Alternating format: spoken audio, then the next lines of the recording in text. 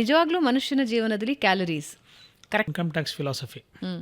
1 ಕೋಟಿ ರೂಪಾಯಿ ದುಡ್ದಿದ್ದೀನಿ, ಒಂದು 80 ಲಕ್ಷ ರೂಪಾಯಿ ಮದುವೆ ಮಾಡಿಸ್ದೆ, ಊಟ ಹಾಕಿಸ್ದೆ, ದೇವಸ್ಥಾನ ಕಟ್ಟಿಸ್ದೆ, ರಸ್ತೆ ಹಾಕಿಸ್ದೆ, ಸ್ಕೂಲ್ ಬಿಲ್ಡಿಂಗ್ ಕಟ್ಟಿಸ್ದೆ ಅಂತೆಲ್ಲ ಖರ್ಚಾಯಿತು. 20 ಲಕ್ಷ ಇಟ್ಕೊಂಡಿದ್ದೆ, ಇಟ್ಕೋಗಿ ಏನು ಪರವಾಗಿಲ್ಲ ಟ್ಯಾಕ್ಸ್ ಅಂತ.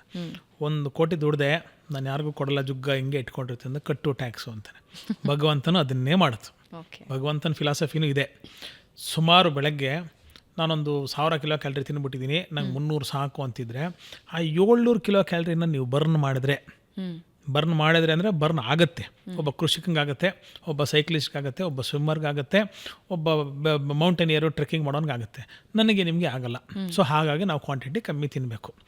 ಅದೆಲ್ಲೂ ನಾನು ಆವತ್ತಿಂದ though I am qualified in nutrition dietetics, ನನ್ನ ವಿರೋಧ 40 gram idli, 6 inch diameter chapati, 700 gram protein per day ತೂಕ ಹಾಕಿ ಕೊಟ್ಬಿಟ್ರೆ ಬ್ಯಾಲೆನ್ಸ್ ಆಗಿಬಿಡುತ್ತೆ.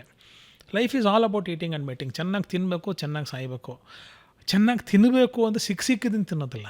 ನಮಗೇನು ಬೇಕು, ಅದರ ಅವಶ್ಯಕತೆ ಎಷ್ಟಿದೆ, ಅದು ಬೇರೆ ತಿನ್ನೋದು ನಮ್ಗೆ ಅನಿವಾರ್ಯವಾ, ಈ ಪರಿಕಲ್ಪನೆ ಪ್ರತಿ ಆಹಾರ ತುತ್ತ ನೀವು ತೊಗೊಂಡಾಗ ಯೋಚನೆ ಮಾಡಿಬಿಟ್ರೆ ಬಹುಶಃ miracle, magical remedies to many of the problems ಆಹಾರದಲ್ಲಿ ಮಾಡಲಿಕ್ಕೆ ಇವತ್ತಿಗೂ ಸಾಧ್ಯ, ನಾಳೆಗೂ ಸಾಧ್ಯ.